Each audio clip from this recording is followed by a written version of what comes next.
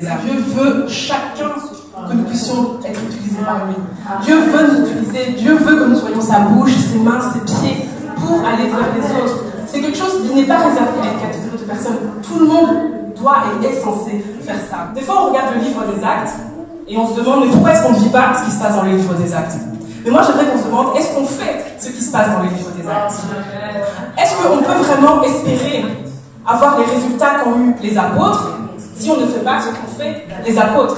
La Bible dit allez et prêchez la bonne nouvelle à toute la création. L'évangile, c'est la bonne nouvelle.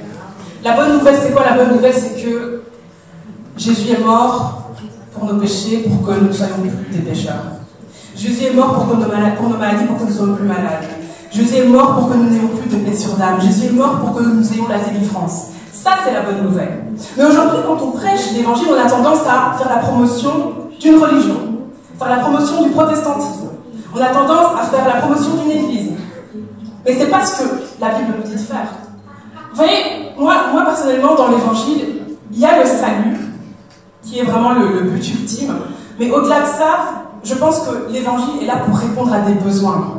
Parce que depuis la chute, les besoins des êtres humains ont changé.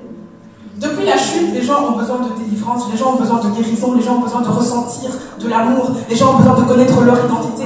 Et l'évangile, Jésus est là pour faire ça dans les vies des gens.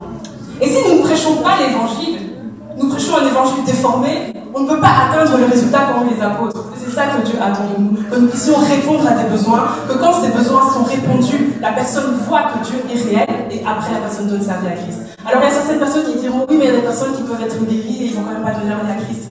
Honnêtement, c'est pas mon problème. Dieu me dit de prêcher l'évangile, je prêche l'évangile. Le reste, ça lui appartient en fait. Le verset que le docteur a dit, donc il faut prêcher la parole avec assurance. C'est le fait de prêcher la parole avec assurance en fait qui va permettre au Seigneur de confirmer cette parole avec des signes, des miracles et des prodiges.